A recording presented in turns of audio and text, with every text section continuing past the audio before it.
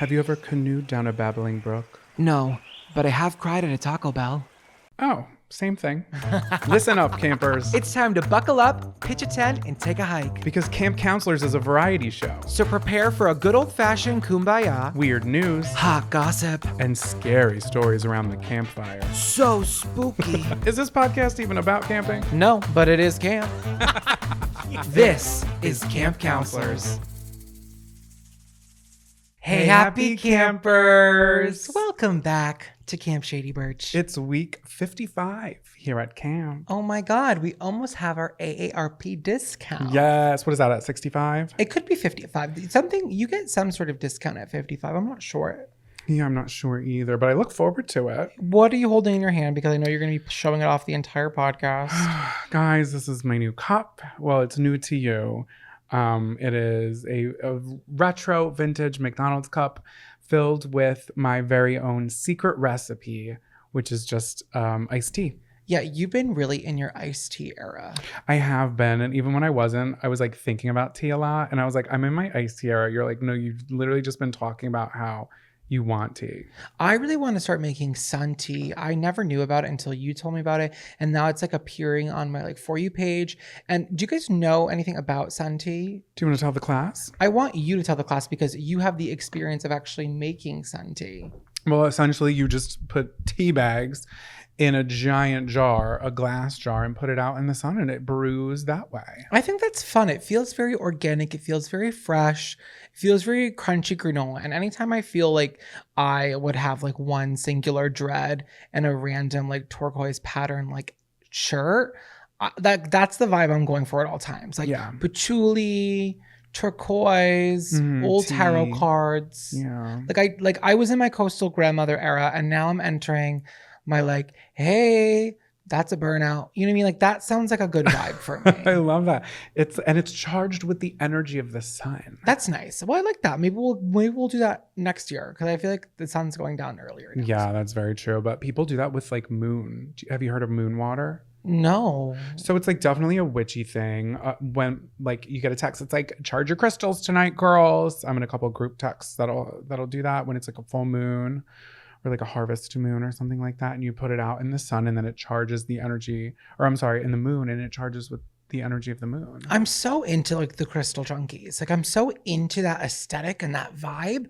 I just couldn't be further from it to my core. And I think as I get older, I'm just realizing that this is the way that I am. You know what I mean? Like I love chain restaurants. I love suburbia. I love a drive-through. I like the simple pleasures of just perusing a department store. And like not all of us can just be inherently cool and different and crunchy and fun. Like some of us just have to kind of like hold the handle of the ship and steer it onward so that the other people in the world can experiment with their zhush because like it's just not who I am. And that's okay. And so if you're a camper out there and you also feel like, why aren't I inherently like cool like some of these baddies? No, you're cool. Your world is like in our own like kind of like generic cool way. I don't know. It's like not exciting, but it's fine. Witches can go to the drive-thru too. They just take the broom and not the car. So today we were looking for an activity to do to kind of get out of the house, get some steps in this morning. So I was like, let's do a Target run. I used to be the king of a Target run back when I lived in Massachusetts. I had my car. I would get a little coffee. I would go peruse and I would just enjoy Target because as I'm sure you have as well, for years, I would just go to Target for fun. But I'm noticing an issue, you guys. And I don't want to be controversial, but this is my fucking podcast, so I can say what I want to say here. Target, like, low-key, high-key, kind of sucks now. We walked into the seasonal area. Everything is shaped like a pumpkin like it was last year. Mostly neutrals and grays. And we looked at each other and said, oh my God, does Target suck? Guys, have you noticed that Target has been selling us the exact same like aesthetic and style for like 5 years now? Like the candles, the little pumpkin, nothing is fun. Target used to be the place you went to when you were like, oh my God, what is on the verge of like home entertaining? Whatever happened to fun? This town used to be fun. Exactly, because that picture that's on the wall that people have commented to you, we're not going to talk about it, okay? No, we're going to talk about it, Go babe, because ahead. you need to know. Because you're going to turn this into like, oh, here's Zach shitting on me again.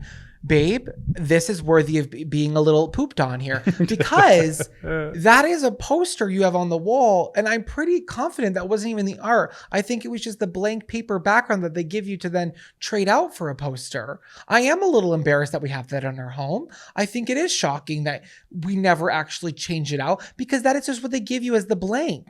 It's not. That was like the picture. I didn't buy a frame. I bought the picture. It's inherently really boring looking. It is. It's not cute, but it was the most colorful thing that they had. And it was during COVID. And I needed something in my office at a Catholic university with nothing but gray walls and the worst of wishes for me, gay. Target was the place you went to when you just wanted to, like, I don't know, enjoy a leisurely stroll and explore new and exciting items.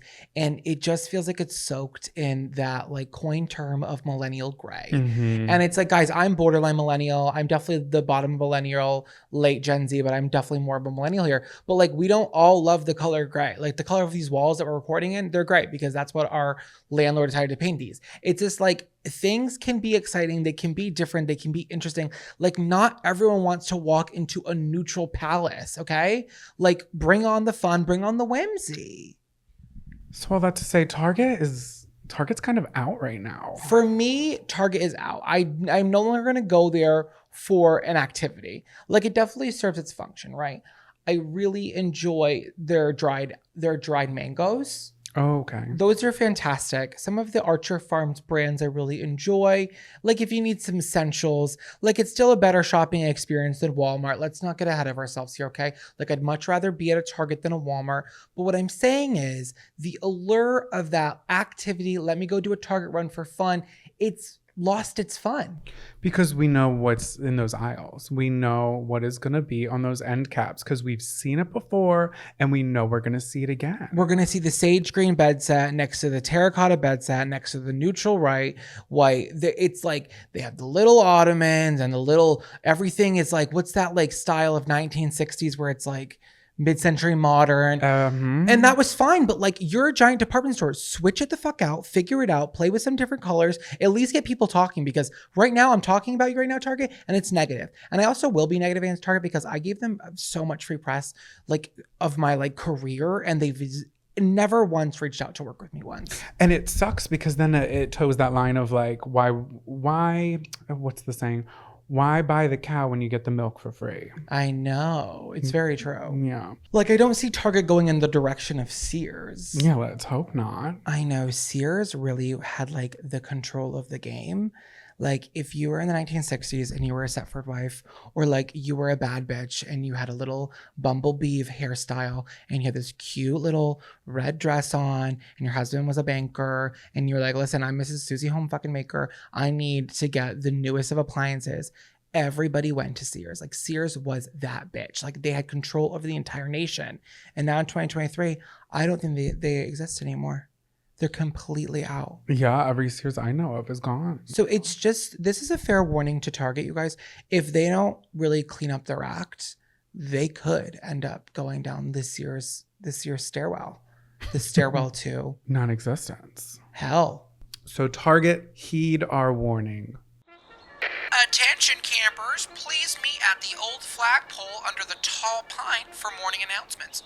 Welcome back to Morning Announcements. As you know, this is the part of the show where we share news articles with you that you might have missed that we don't want you to miss. So we're sharing them with you today. Counselor Jonathan, what do you have on your docket today to share with the campers? So this article is coming from ABC News and it's by Emily Lapilio, Sarah Banyak, and Yvonne Pieri. I love that this was a group project. I've never seen an article that was written by 3 people like this. I have, but is it an expose? Like, what kind of article is this? It's not a very long one. I think it was probably like the interns who were just like, guys, let's get it done and let's do it together. Let's get our names out there and then Instagram will verify us. Wait, congratulations to these interns. We're not even sure if they are, but like they're not and they're pissed. I was gonna say, oh my God, that's not an insult. I'm just basing that off of your names. It was a great article. So great that I'm sharing it here on this very show. I'm just winding it back. You're really making enemies quickly with ABC News. Good luck. Anyway, I love this group project. Okay, so this article is titled, Atlanta's rise in car booting prompts masked women to take matters into their own hands. Atlanta is seeing like a massive increase in the booting of cars by private companies. Have you ever had your car booted? No, but every time I see one on the street, I'm immediately like sick to my stomach because you got, babe. You got. Yeah, that sucks. For the longest time, I didn't know what a car boot was. What did you think it was? A little high heel for the tire? Yeah, like a wedge or something, sensible cork wedge. Yeah, we should start booting cars with cork wedges and saying, wow, girl, because if we can give a car an eyelash, we can give a car a boot. Boots the car down. Boots the car down. So wait, private companies, because obviously these people aren't paying their bills for their car. Okay, so essentially, and it's getting like crazy in Atlanta. So the city does have to put boots on vehicles that are violating parking rules and on public streets and all that shit, which is like, you get it. If you park in the wrong spot or you're in a handicap spot or in front of, well, probably not in front of a fire hydrant, that would not want to be booted. But you get what I'm saying. Like if you're parked incorrectly, you got to fix it, you know? However, many private businesses, parking lots, and private homes are calling in companies to boot vehicles on their properties. And it's getting petty. Yeah, I feel like you shouldn't be allowed to boot unless there's been like multiple tickets issued. You know what I mean? You can't start with a boot. It's like getting pulled over for like speeding and they're like, yep, 3 to 5 years. It's like, all right, settle your kettle. But the private companies are allowed to do this through a city ordinance that it's permitted by the police. So it is legal then. So it's legal. And because of that reason, like the state officials are having a hard time. They're just like, it seems to just be a fad right now where everybody is just like making a lot of money using these private companies and just like booting people. Well, it would make you think twice in Atlanta where to park. Right. Especially if a boot is on the horizon. Honestly, that's kind of what it boils down to. And it does seem like the police are kind of the root of this problem since they're allowing it. But anyway, if your car gets booted, you have to pay anywhere between $50 to $100 to the company to remove your boot, and an additional charge of $75 per day that your car is wearing said boot. Yeah, and you can't like just drive away because you got a ticket and then deal with it in 30 days before it increases in value. Like you really have to handle this problem now, you know? I did see a video of a girl on TikTok who tried to drive away with a boot on her car. What happened? She was clearly young. She was like 16 or 17, and she was looking out her window, and there was a group of guys who were like, just throw it in reverse.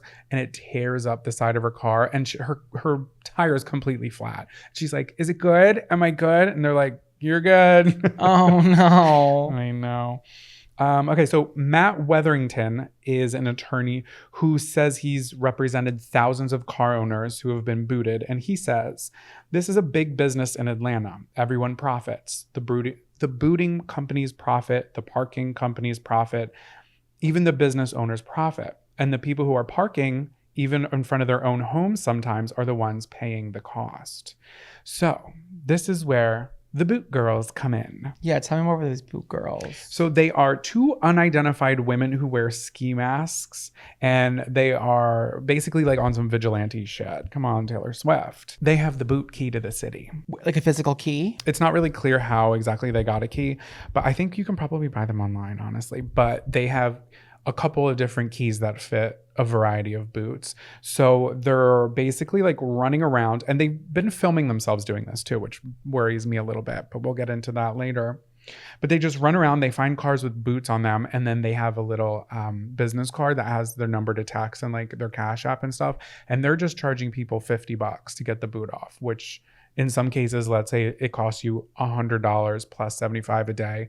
That's going to be a shit ton of money that you owe versus just getting like the $50 charge. Oh, okay. So initially when you said the title of the story, I thought these were like Robin Hood. Like she was like, fuck over the rich and help the poor. But they're basically just being a middleman to be like, oh, we'll illegally take it off, but you still have to pay us.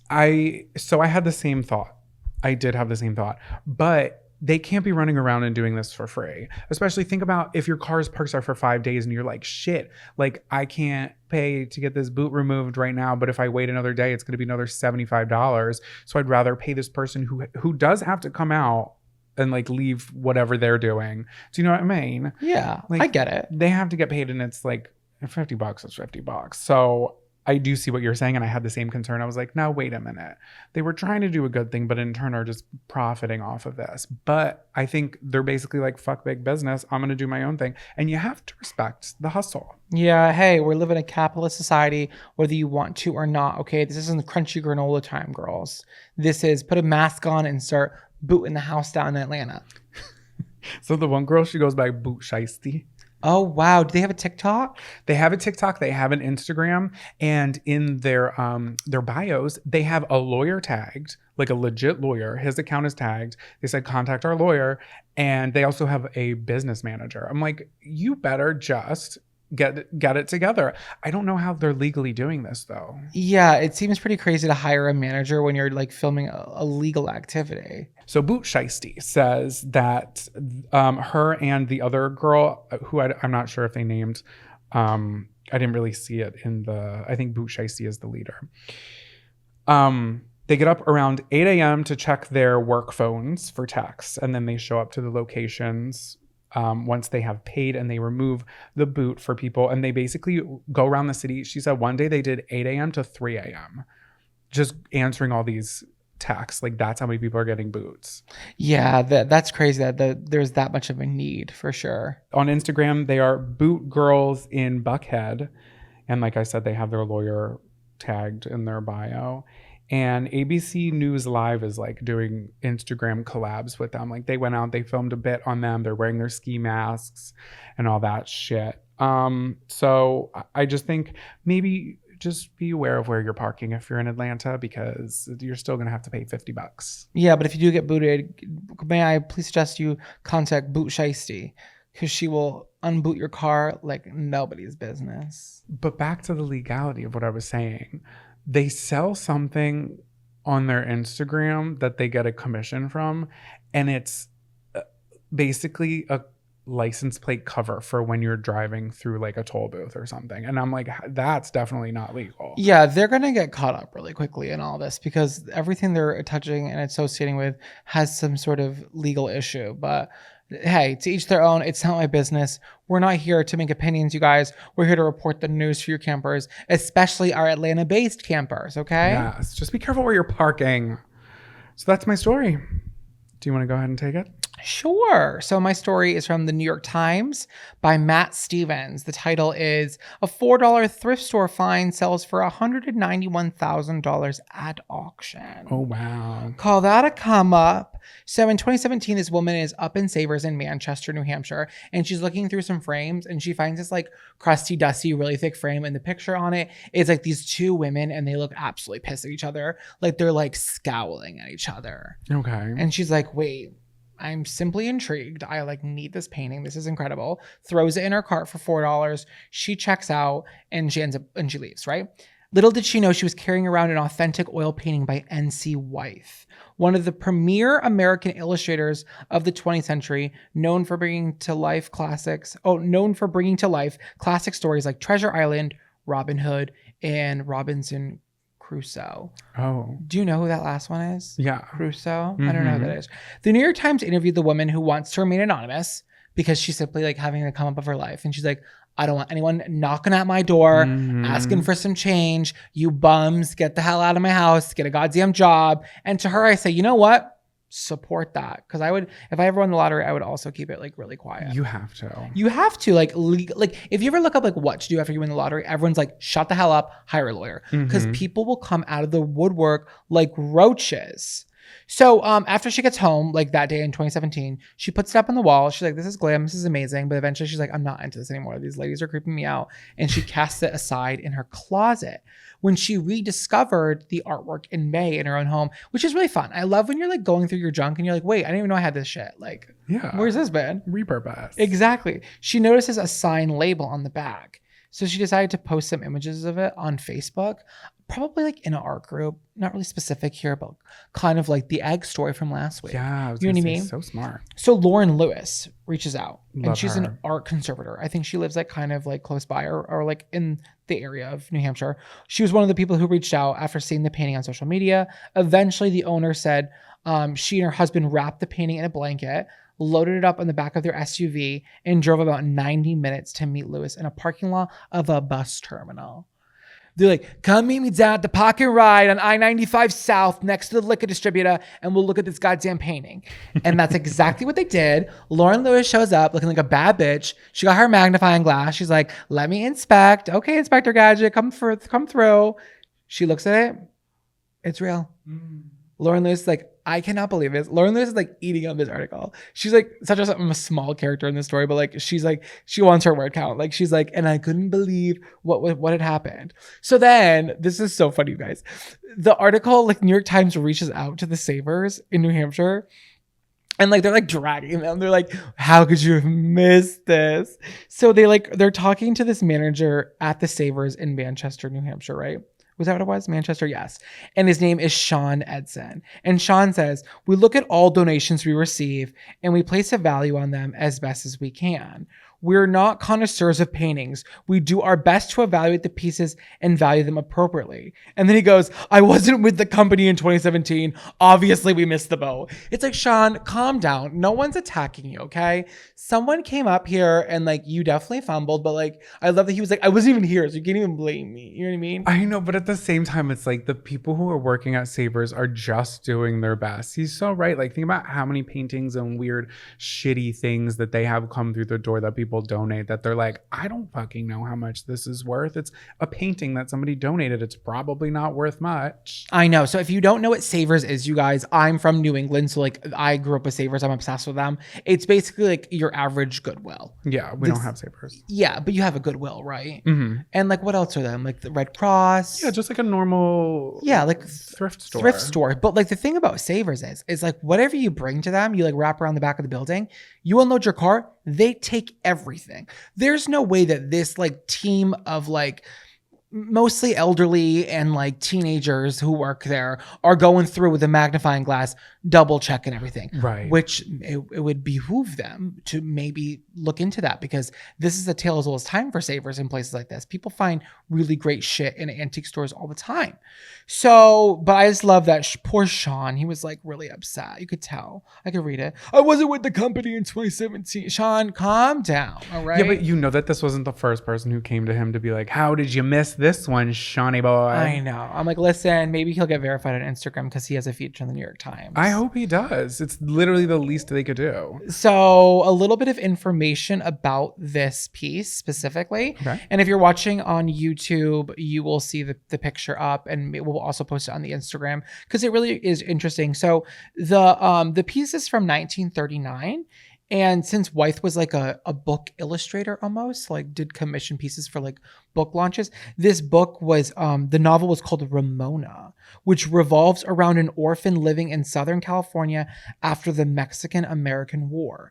The illustration, also called Ramona, oh, that was what the piece was called as well, like that specific piece, portrays the tension between the young woman and her foster mother, according to the catalog notes provided by the auction house, Bonhams and Skinner, which was like the people who sold it, kind of like a Sotheby's, like they were the people who like auctioned it off. Mm-hmm. And it also said that Wythe was known for his vivid colors and skillful use of light and shadows. And I will say the piece really is giving skillful use of light and shadows. But after looking at the picture, they did look pissed. But that you get it now because it's like the tension between like a foster mother, but like it's scornful. A scorned woman. Like Ramona is pissed. And I love that this like unanimous woman, or is it unanimous? No. Anonymous. It's anonymous woman. She's like, listen, I like this. These bitches were upset. And I said, I need to purchase a piece of history. So this happened on last Tuesday where it sold at auction for $191,000. But they initially were like, it could go anywhere between 150 and 250 they were anticipating. Experts say that the Ramona, the painting, was probably a gift from book publishers to an editor or to an estate of an author or something. Mm-hmm. But they're not sure exactly how it wound up in the Savers in Manchester. Probably an estate sale. Also, too, like it probably like Manchester, New Hampshire, New England in general. I think a lot of people go there to retire, especially writers. Like that just makes sense. An editor probably like had a summer house and was like, oh, let me bring this up. Yeah. That part, like, I'm like, it's not that shocking how it ended up there. But yeah, someone probably like cleaned out an old house and ended died up there. Because I'm telling you, if you go to Savers, like they will literally, they don't say no to anything. You just give it to them. They don't even look through. They're like, okay, thanks. But then they sell it, so they don't care. You don't get paid for it. I came across a TikTok where somebody was posting the crazy shit that they were selling out of Savers, and they were selling like a jar of salsa. Yeah, they'll sell like a child's homemade art project. They're like, who knows? $40. Yeah, they really just they get like tag happy. They're like, hey, yellow tags are on sale, blues are double today, purple and greens 1/4% off. We're not really sure. Avoid the black sales. It's like, what? Yeah, they get crafty with them. They're like, Monday sales are the orange tags. They Look just for the orange tags. Every day is a different color, which go off. So aware that she will soon part with the painting, like the owner, right? She's a little upset. So she actually bought a 1939 version of Ramona, the book. Well, oh my God. That actually is so sweet. That's a lie, because she got it on Amazon, so it wasn't like made. It wasn't like the book was. Yeah, but it was just the version that was written. But I mean, she had the real original piece. Like, she doesn't need. Like, what does she need? Exactly. So she goes, oh, so she ripped it out, and she's going to like frame like the picture that's in the book. Yeah, and then she has her money, and she's like, I don't fucking need an original. I have the original. It's a playful memory. And it says, although she's a bibliophile, she plans to rip it out and hang it. And I was like, what the fuck is a bibliophile? Someone who fucks books. No, it's just a lover of books. Oh. But I'm like, it sounds like a fear, doesn't it? I'm like, I'm scared of paper. I don't know. I just think this is a major slay for Savers PR. Go off, Savers. If you guys don't know this about me, a lot of my videos have been made at Savers. I found so many of my kitchen gadget videos that I used to do at Savers. I owe a lot of my career to that place, and I love that this thrift store is truly the gift that keeps on giving to people. You need to go to a Savers. I will live and breathe that the best thrifting in the entire world is in New England. It really is. Like, the thrifting in New York here, it really sucks. It's overpriced. It's genuine junk, and the people who are real crafty at finding the good shit, they already know, and they probably already got a phone call before it even was put out on the floor. So the rest of us are picking through the ruins of someone's crusty, dusty mothball basement, where you end up in the middle of the woods at a New England Savers. You're finding everything. You're finding Carhartt. You're finding LL Bean. You're finding 1939 Ramona Weiss for $4 that you can flip for $191K. Like, I'm not joking, you guys. Savers is a sleigh. The thrift store by my house has snow globes that don't have water in them.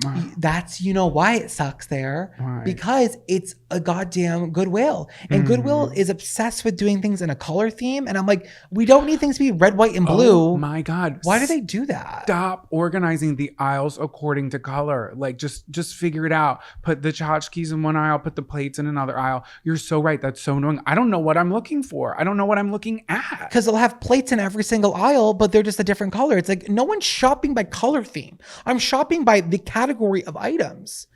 There has to be a study. I wonder if a group of old women many years ago were like, we want to shop by color theme to match our house. Well, every single time I go into one of those, they're at the bare bones. Yeah. It's a mess. It's a goddamn mess there. I accidentally donated a dildo once. It was in a box before I moved. Oh, I'm sure they've gotten that before. Yeah, probably. Sorry. Well, now I'm really curious. I wonder if they put it out. Maybe. You know what I always see at Savers when I'm looking for gadgets? Always a bread box. Always a bread box. And I always see some sort of Christmas train in a really worn down box. And you can see the tracks through the little peekaboo window. And it's always against some white styrofoam. And I'm just wondering if I'm ever going to be the kind of person that puts out a train track around my Christmas tree. I don't think so, but I never say never.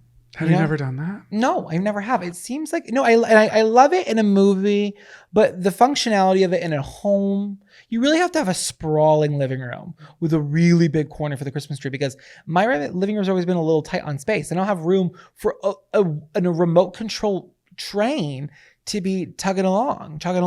Yeah. You know? Well, I used to have one, and it would be laid down over the fake snow, and it would go all the way around the Christmas tree.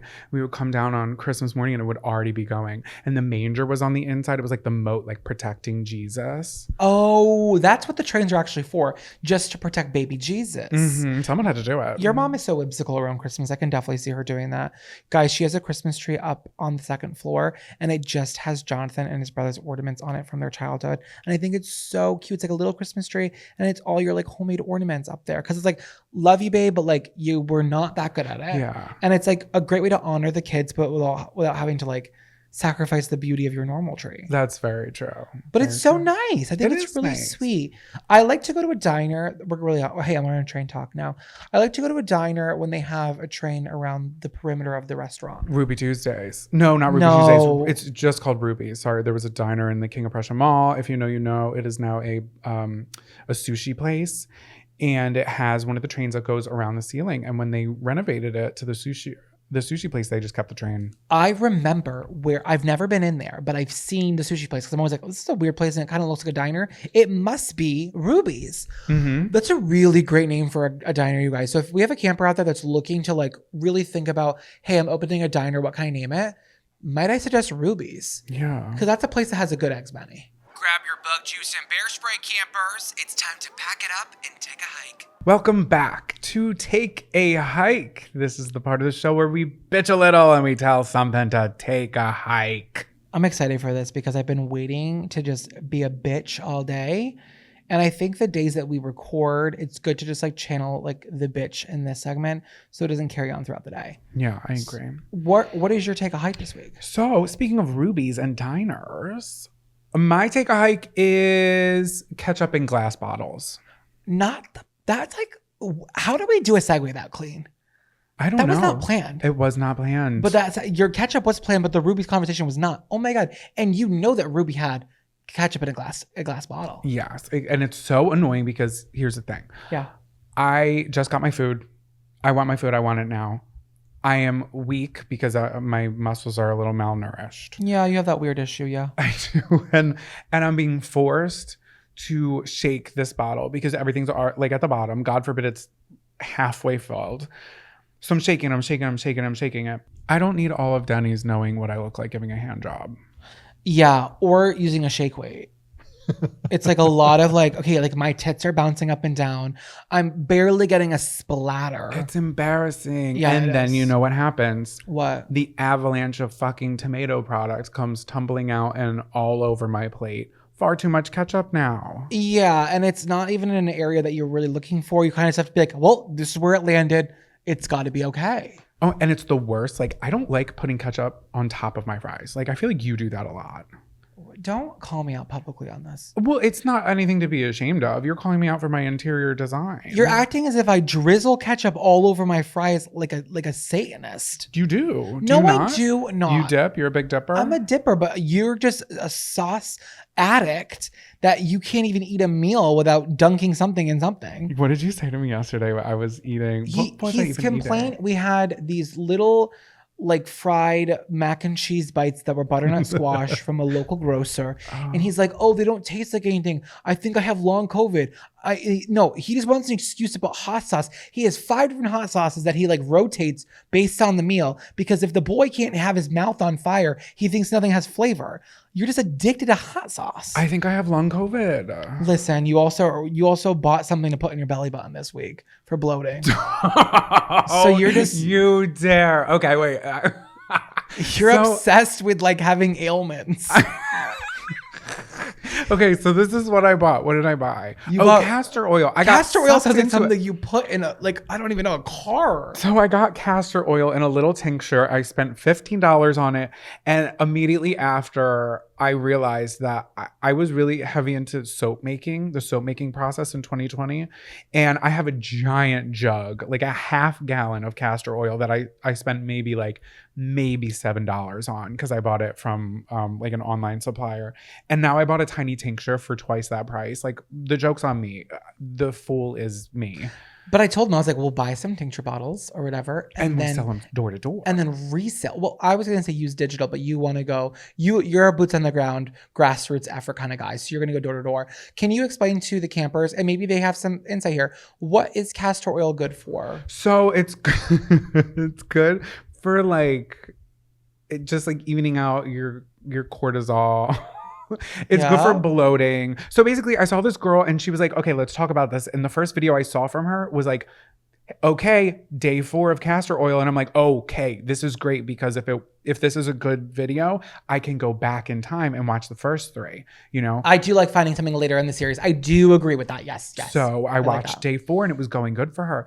And she said that she takes this tincture of castor oil and she puts a couple drops on her finger and puts it in her belly button before she goes to bed. Guys, just picture that real quick. And rubbing something in your belly button before bed. That is so weird.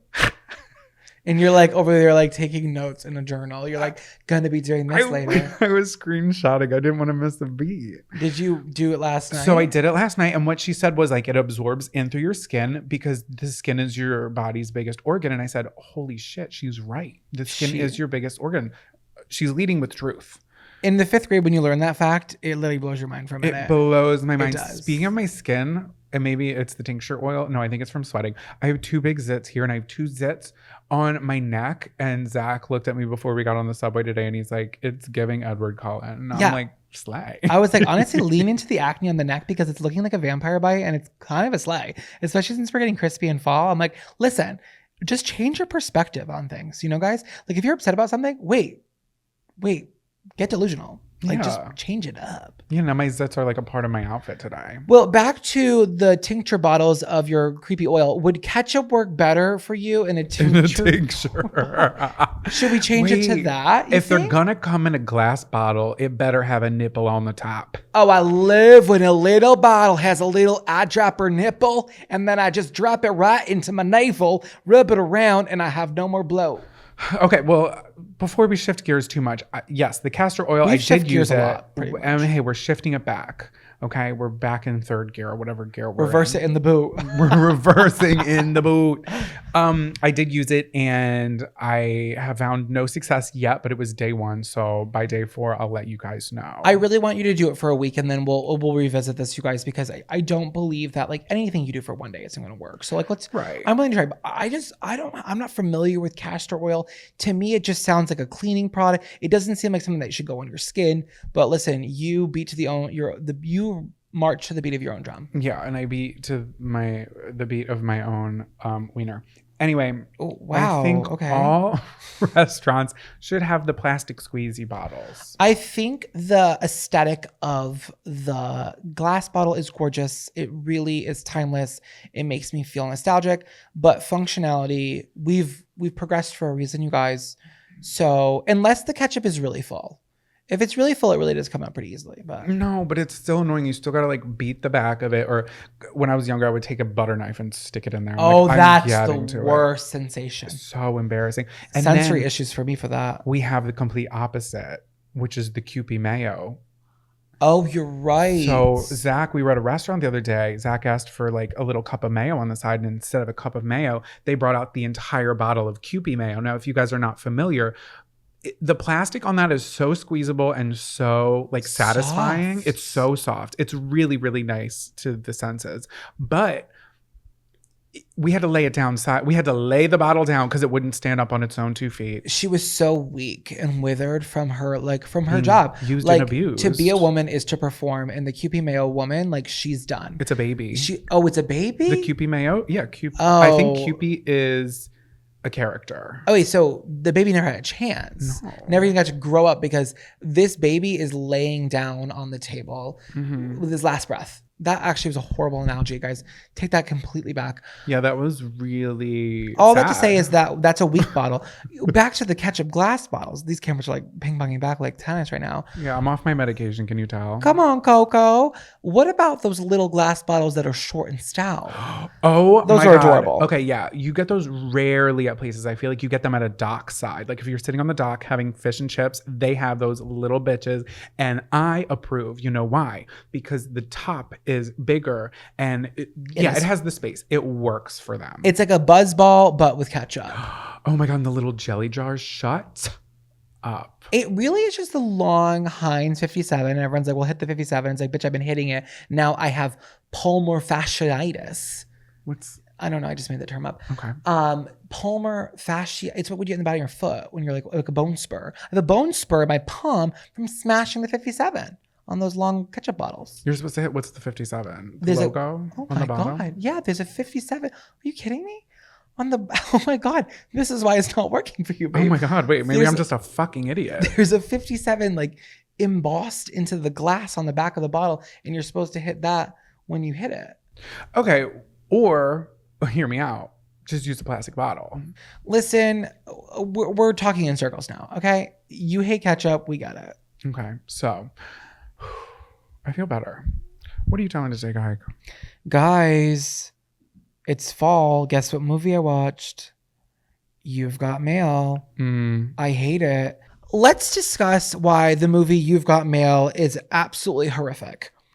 It was my first time watching it. I'd never seen it before. I had definitely seen it because E definitely played that. It's giving E maybe TBS. Movies you love. Maybe even, what was the other one? TNT?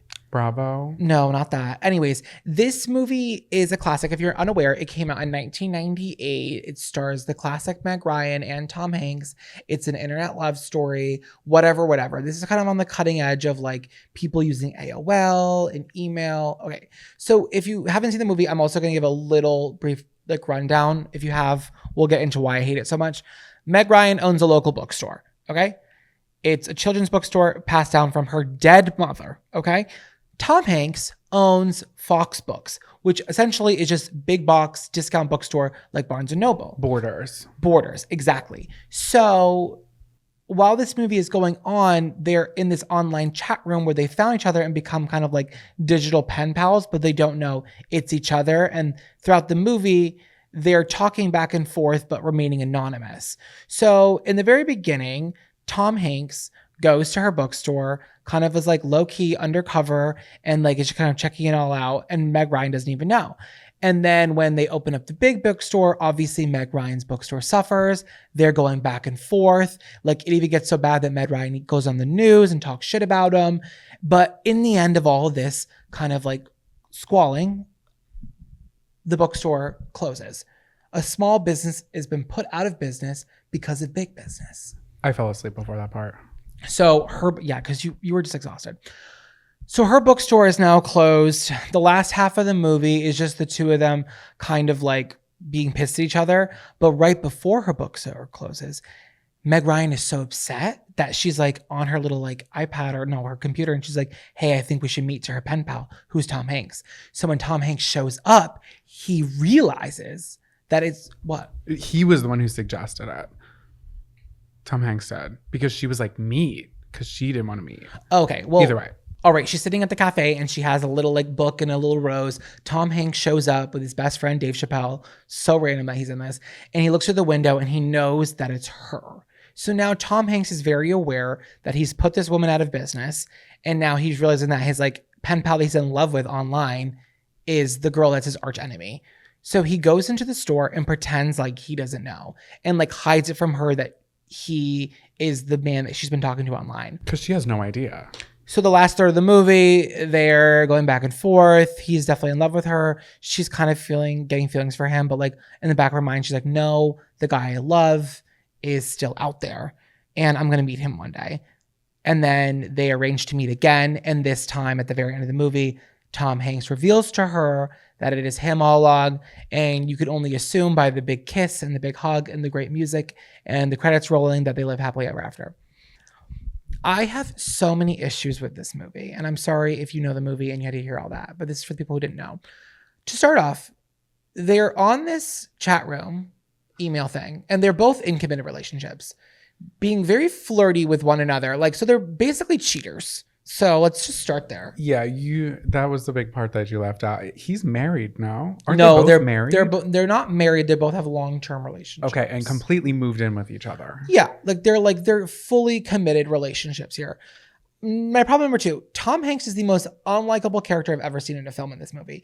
He is such a dickhead. He's like rich, pompous, and then he's just an asshole to everybody. Like he's just so quick to like cut you down by the ankles, or whatever that expression is. The Achilles heel. My next one is this whole idea that it's not personal, it's business. It's just that idea does not really fit with my like rom-com fantasy. You know what I mean? Obviously, every movie needs tension. This movie was it was heartbreak and just soaked in sadness for me. Yeah, I agree. He's a total fuck ass. But can I ask, did she reopen a store? Like, did she have Nope. some? It just ends with like he knocks her out and then Well, he takes her home as a trophy. I'll get to that part in a Okay. little bit. So the next thing that I hate about Tom Hanks in this movie is that when he first meets her, he introduces himself as Joe, not Joe Fox. And then clearly she would have instantly been like, oh, you're Joe Fox of Fox Books in her bookstore, but just says just Joe. And then towards the end, when she calls him out for that, when she finds out it was him, he's like, oh no, like I never said that. I said my name was Joe. I'm like, you're literally gaslighting her. You're lying by omission and you're making her seem crazy, but you knew what you were doing. So he's literally the biggest gaslighter ever. And then let's go right to the big reason why I hate this is because he put her out of business. Her dead mother's bookstore is now closed directly because of him. And he was an asshole the entire time about it. Okay. Like that is crazy to me. And then you find out that she's the girl you've been emailing this entire time and you don't tell her. And you flirt with her and you talk about this with her and you're like, oh, what if he's not the guy you think he is? Whatever. Professes his love to her before she goes to meet this guy and then ends up being her. It's like, it's just such a liar manipulator move. And then in the end, she's like, no, I was hoping it was you all along. Bullshit. This is some catfish psychoticness. And I can't believe they twisted it into a romantic comedy. I've heard of this movie for so long. I remember seeing it in Blockbuster and I never heard anybody talk about like what was actually happening. Cause I can't believe it's not a likable story. No, it's not. So in the end, she, like his ex-girlfriend is a book publisher and was trying to get her to become a book publisher, but she's going to be a children's author instead because now she's got like a trophy husband or a trophy man. Like she don't go to work basically because he's so rich. And I read because I was looking up if other people felt this way. And this girl read a whole blog during COVID 2020 because she watched it too. And she got torn to shreds being like, you're looking through this nostalgic 90s movie through a 2020, like I don't know, like lens, and it's not what it was about. Like just enjoy it for what it was, like yada yada yada. And she really went even further than I am. But like at the end of the day, like it didn't age well at all for me. I think this is a man who took advantage of a woman and like lied and manipulated her the entire time, and then she still went to him. I'm like, she really needs to work on her self-esteem.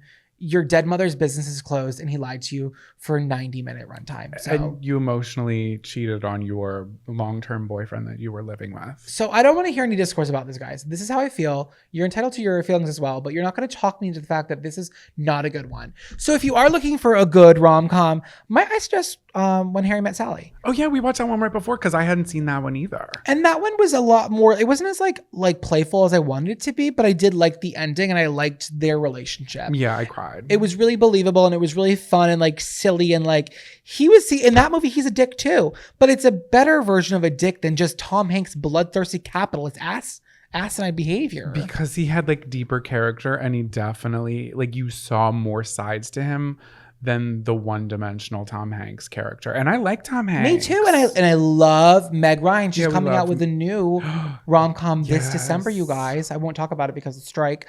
But yeah, there's some good things coming up from Meg in the fall or the winter. But Meg really owns the fall and winter. She's not a summer girl for me. Yeah, and that's what we were kind of just looking for, like fall movies. And we definitely found them in both of those. And then we watched Showgirls, which we won't talk about, but that was a real treat. The complete opposite of a rom-com that is just explicit girl power. Yes. Anyways, you've got mail, take a hike, and glass ketchup bottles, figure it the fuck out. Do you think the new counselor likes the top bunk or the bottom bunk? Over. Either way, I'm giving them my boondoggle keychain. Over. Welcome back to Camper Crush of the Week. I'm so excited because I've left my negativity in the last segment and I'm approaching the rest of the show with an open heart, an open mind, and an abundance of love. So this is the part of the show where we share with you what is working this week, what's doing an amazing job, what is really tickling our titties, okay?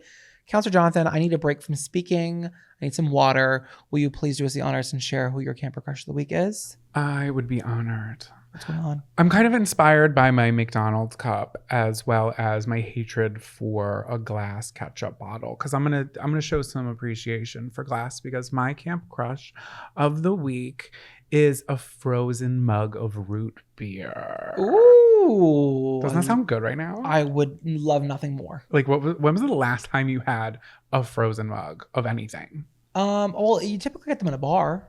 You get frozen mugs? Not frozen, but chilled. Okay, They've but got I'm the talking frost like, on it. see, but that's the thing. I don't want it chilled. I want it like Alex and Ani frosted. Where were you getting these frozen root beers? I'm really curious. I want to go. I meant Elsa and Anna, not Alex and Ani. And I meant frozen.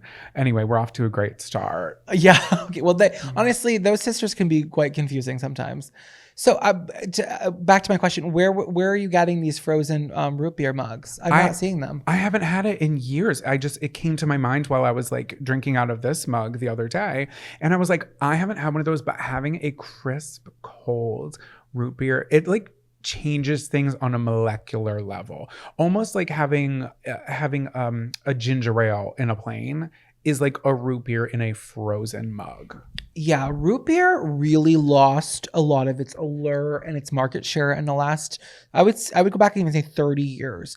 Remember Sarsaparilla? Yes. See, like Sarsaparilla stepped on the scene and she said, bitch, I am soda, I am pop icon. And then Coca-Cola was like, okay, we're going to stop putting meth in this jar, cocaine, and we're really just going to like play it up to the kids and to the polar bears and to Santa. But like, I really believe that root beer had a moment and they lost grasp of it. And maybe it is your purpose in life to bring root beer back to the forefront. I think we could all treat ourselves this week. Babe, you should just make a video. This is such a good idea. We're brainstorming content as we record. Just make a simple video of a frozen mug. Okay. We don't have a mug. Babe, we live in New York City. We're attached to an Amazon account. Oh my God, a Savers. Order it. Exactly. Put a frozen mug, like straight Emily Mariko, okay? Not Uribe.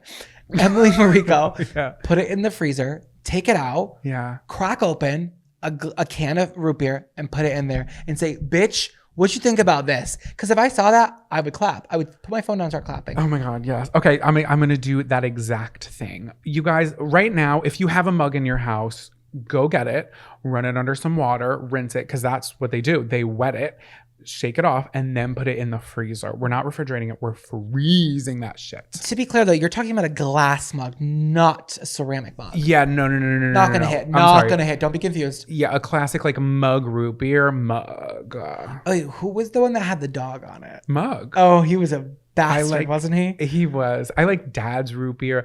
I like A&W root beer. I like all root beers. I don't think I've met a root beer that I didn't like. Wait, I'm gonna rank my top 3. Okay. It's gonna go mug for that nasty little bulldog, and then I'm gonna go bark. Oh my God, bark with a Q. Bark with a Q. Bark, bitch. They said we're gonna take this can and we're gonna make it gray. And then we're going to add a little bit of color, and that color is going to be brown. And we're going to use the typeface, the font, as if an icicle was melting, but was spelling bark, bitch at the same time. I like that bark is the competitor of Mug, who has a dog on his. Oh my God. Woof, woof. And then I think A&W has the biggest share on the competition, though. I see that the most. Have you ever had Dad's root beer? No. So, do you know? I just shouted no across the room like No. that. No. I'll have to introduce you to it. So they actually used to have candies and cough drops that were flavored Dad root beer cough drops. I like that. I remember root beer being the first like fake soda alcohol brand on the scene. They had this one called Not Your Father's Root Beer. Yes. That was like the first kind of like, oh, this isn't soda, it's alcohol that I remember like seeing on the scene. 'Cause I think root beer can really hide alcohol well. Bring back root beer chasers. Yeah. Why aren't we drinking more root beer? I'm gonna go to the bar. Hey, fuck a vodka soda. I want a vodka root beer. Yeah, okay? I wish I had a root beer in here. So I guess my crush of the week is not just the frozen mug. It has to be in a frozen mug, let's be honest. No, it has to be a frozen mug, but of root beer. Oh my God. Root beer is good, but in a frozen mug, it's like setting your tits on fire. No. Well, that's actually, I don't want to set my tits on fire, so I don't want to say that. Now, have you had birch beer? Yeah, I don't like it. Like it's weird. It's like chemical. No. You love it because you like, it's a Philly thing, but like people in Massachusetts had it too. So Well, it's Pennsylvania Dutch. Like, did you know chicken and waffles? I thought it was a Southern thing. Chicken and waffles is a Pennsylvania Dutch thing. yeah, but the South perfected it. Yes, they did. Yes, I've never they actually had it, but like I know that everybody loves a chicken and waffle. I don't love it. It's not for me, but I'd rather have a root beer. I like maple syrup, but I just can't have it, you guys. It makes me sick. I need to be a martyr at some point in this episode, so I'm choosing now to pull that card. Yeah, Jonathan gets sick when he has maple syrup. He'll tell you all about it if you ask him. If you ever meet Jonathan in the real world, ask him, oh, you can't get a brain freeze? Or, oh, you can't have maple syrup? Oh my God, he'll talk your ear off for hours about how hard it is for him. It is. I'm allergic to NSAIDs. I can't take anything for a headache. You love to say that. You should get that tattoo on your wrist. I should I'm allergic probably to get. NSAIDs. Yeah, I need to get. Let them.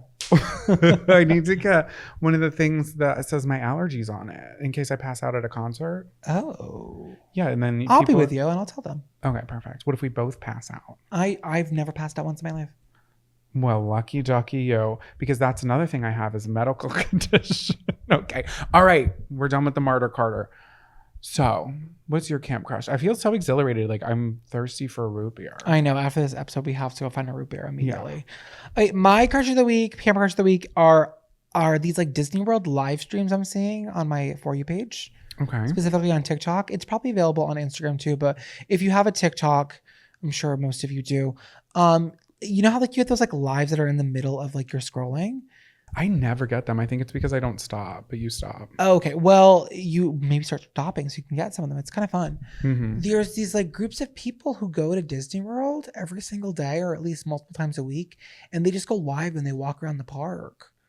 What are they doing? Just normal Disney stuff? I'm loving it because typically when I catch these is in the morning around 9 a.m. when I have my coffee. So I'm on my TikTok and I'm like kind of scrolling, preparing for my day. And then I'm like, wait, someone's like just entering Tomorrowland. And they're just the cameras out, sun shining. I'm seeing 1,000 pairs of hoka, a lot of women in black shorts and turquoise tops, big sunglasses, strollers aplenty.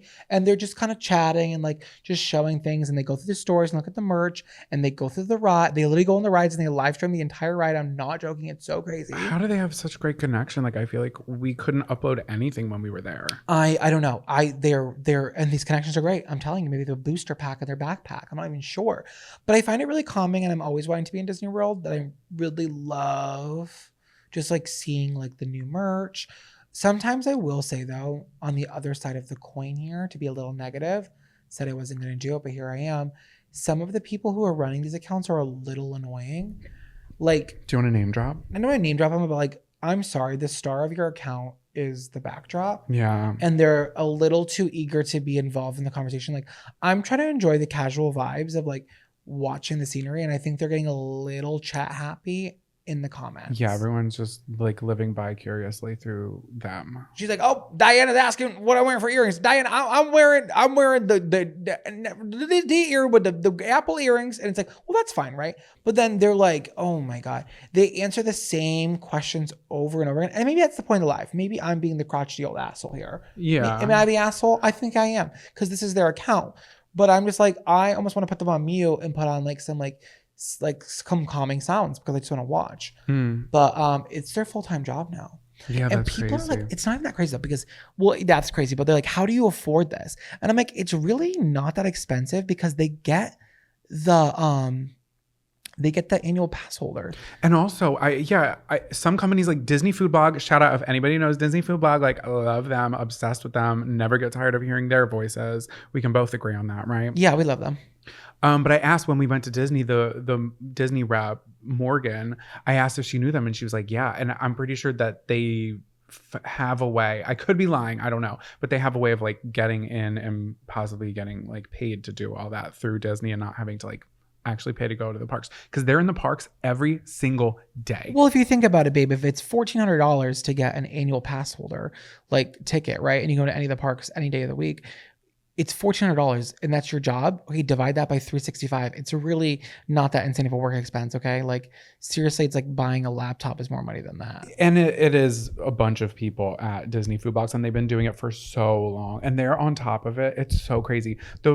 Be like, it's raining today, this ride's closed. I'm like, oh my God, like I know how long the wait is for Tomorrowland. Yeah, the couple that I see all the time, they're married, they love to talk, And they really enjoy it, but they're always talking about how they afford it. And they like, we don't eat in the parks. They kind of just like use it for exercise. They must live close by. Yeah. Imagine like, I want to go get my 10,000 steps in. Let's go walk around Magic Kingdom. Oh my God, I would love that. Oh my God, I would die to do that. But I'm really enjoying them. And I think it's a really calming activity. So if you guys are looking for something fun to kind of like mindlessly watch as you eat cereal or have a cocktail or a cup of coffee, go watch someone live stream them walking through Disney. It's kind of fun. Oh my God, you know what you could do? They have the soundscapes for like each of the parks. I've watched almost all of them. I watched a soundscape for the Floridian. It plays the same music that they play in the lobby, and they play like a little slideshow of it, and it felt cold. I could smell the chocolate. Do you know what I mean? So you could do that while you mute them if they start talking too much. That's great. So someone had their iPhone like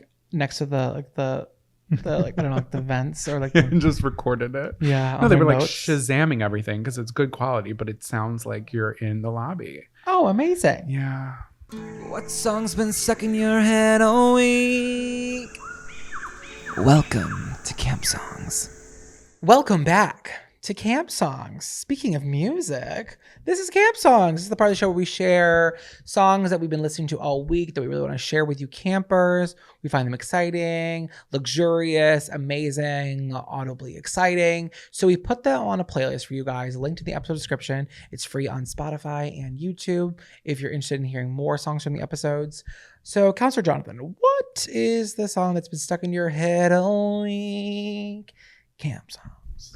The song that's been stuck in my head all week is Perfect Day by Hoku. Oh, I love that. Do you recall the song? It's a perfect day. Nothing stands in my way. On this perfect day. Yeah, I love that song. Okay, so we all know that it was the opening scene in Legally Blonde. Yes, we do. That's exactly where it takes me. Well, I learned a couple of things about this song. I was like, what happened to that girl? Because she had that song and she had one other song. It was called like Another Dumb Blonde or something that charted and did well for her, but I wasn't familiar with it. The first time the song premiered and the first time she actually like fully heard it was going to the movie premiere of Legally Blonde. How did she not hear it? She recorded it. No, I know that, but like she didn't hear like the final cut. Oh, I hate that. So that's what happened to her. She wasn't in control of her own job. Okay, yeah, and that's the other thing is It's feeling so like that. she actually recently did an interview with Marie Claire. I almost said Marie Curie, the woman who died of mercury poisoning. That's another conversation for another time. Okay.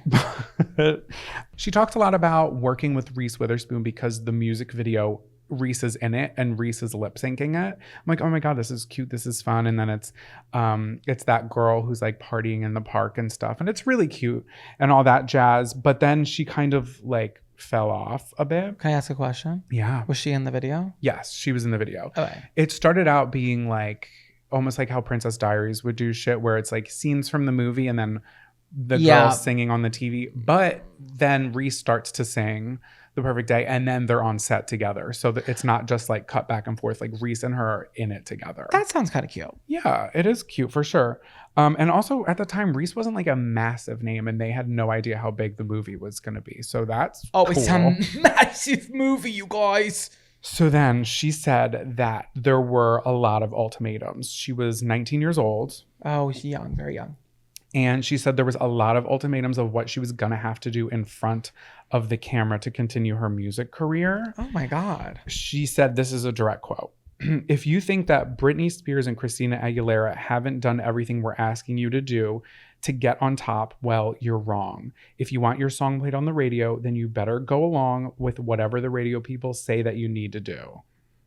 Oh. So it was really pushing her in like a sexualized way of being, and she just didn't really want a part of it. Because now she volunteers and her husband works at a church, and she did have an album come out in 2018 and it was like very religious. So like I understand like that's really something that nobody should have to do, but like especially she was really not for. Yeah, her moral compass was due north and she was not straying south. Yes, exactly. But another fun fact, she's from Hawaii. Oh, I love that. And her dad is Don Ho, who sang Tiny Bubbles. Do you know that song? No, how's that go? Tiny bubbles in the wine. You don't know that song? No. Tiny bubbles in the wine? Oh, it's an oldie but goodie. Is it an Italian song? No, he's Hawaiian. Oh, you're right. I Sorry. just have that Italian flair to me. Thank you for you, noticing. You weren't giving Hawaiian roller coaster ride right there. Well, I'm going to wrap it up. But she was also asked, what is her perfect day? And she said, I think Cute. my perfect day would be waking up to the sound of birds chirping in Hawaii, jumping in the ocean, getting some delicious brunch somewhere. And I'm someone who enjoys the simple pleasures. I would love to have my family and my friends with me. And it would probably just be a low-key day. How fucking cute. I bet you there was a frozen root beer in there somewhere. Yeah, that's your perfect day. A frozen mug root beer. Yeah. So before we move on to yours, what would be your perfect day? That nothing's standing in your way. I don't know. I love day trips. That's like my perfect day. Waking up early, not wasting the day, something really calculated and choreographed with lots of plans, and everything works out really fun. And everyone looks at me and says, "Oh my God, you did a great job." And I'm like, "Thank you so much." And I have at some point an Italian grinder, toasted, well done, with lettuce, tomato, onion, banana peppers, oil, and vinegar. Crunchy, yet there's plenty of meat and it's juicy.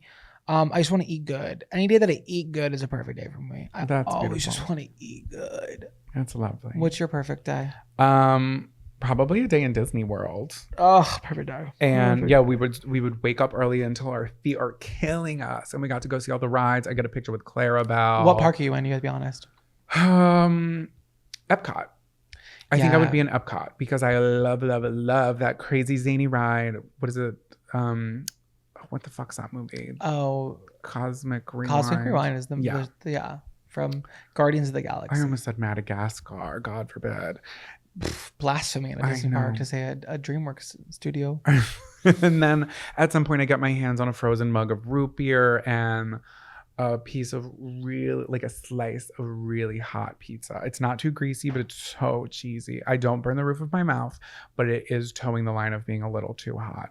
Yeah, when you burn the roof of your mouth with a slice of pizza, it's almost like, all right, I'm going to go to bed because the day is ruined. And the next day's ruined too. That's the record scratch of the perfect day. It's like a montage of you in Disney, you're having so much fun, and then you burn your mouth and it's like, and then you're like just pissed the rest of the day. Exactly. It literally can. It can ruin the day. Okay, so what's your song? My song of the week is called Till Forever Falls Apart by Ash and Phineas. I'm not really super familiar with Ash. I know a couple of her songs, but she's kind of like a newer artist. But Phineas is the partner of Billie Eilish, her older brother, who kind of produces a lot of her music, if not all of her music. So you may not be familiar with him by name, but you definitely know him if you know Billie Eilish. Till Forever Falls Apart is an eruptive ballad about loving someone through every obstacle and knowing your love will never break. Throughout the song, Ash and Phineas use metaphors about the end of the world to paint the picture. It's a really just beautiful, and it is a ballad. I love a ballad. We're not going to have ballads nowadays, okay? Yeah. And it's just a song about loving someone so intensely until the world ends, until forever falls apart. Would you say that you love me until forever falls apart? Absolutely. Do you want to sing to me? Yeah. I'll sing a little bit of the chorus. Thank you. If the tide takes California, bum, bum, bum, I'm so glad I got to hold ya. And if the sky falls from heaven above, I know I had the best time falling into love. And I really was getting, I felt I was doing so well there, but then I got a little too confident and I slipped and I missed the words. So whatever, but it's really interesting. So you may know this song by like Ash if you like don't, if you're trying to like place her. She's got like 12 million monthly Spotify listeners. So she's definitely popping, but she had this really poppin' song in COVID and it was called Moral of the Story. And she's like, some of you might recognize this. Others of you are going to be like, what the fuck are you talking about? But it was this like trending song that like over 500,000 people used on TikTok. And it was like, talking to my lawyer, she said, where'd you find this guy? I said, young people fall in love with the wrong people sometimes. And then it's like, some mistakes get made. That's all right. That's okay. I'm doing that such justice. If you don't recognize it, you just never saw it. I'm not familiar. But the song that we're talking about today is Till Forever Falls Apart. And I think it's really interesting. She wrote it right as the COVID lockdown began. And it was feeling like a really like important time where people were feeling like the world was kind of ending a little bit. Mm-hmm. And she wrote a song about how she would feel like loving someone, either even a friend, in this time of like kind of impending doom. and how like the love of a friend or a significant other can kind of ground you and make everything okay. It's beautiful. It really is a beautiful song, you guys. I'm not gonna talk about it anymore because the backstory isn't like super interesting, I guess, to me at least. But I do think this song is super beautiful and amazing, and it feels like the ending of a really great love song. Like love story, I mean. So Meg Ryan, get a hold of this one, girl. You're gonna fucking love it. That's a great callback. But yeah, so I think that's all we have for today's episode. Guys, so much to listen to us on now. It's actually nauseating. We got trail mix episodes on Mondays. We're here every Wednesday with our normal camp counselors. We have the Patreon available, which is linked in the episode description. What else do we got going? We have the camp songs people have been jamming out. So it's like when you're not listening to us, you're listening to the music we're suggesting. Yeah, and continue to write in stories if you want us to read them on Trail Mix. That would be awesome. You can go to campcounselorspodcast.com and write in there. All of our information for everything about the show is there. We're chugging along, we're having fun, and we're so happy that you're here with us. We will see you next week.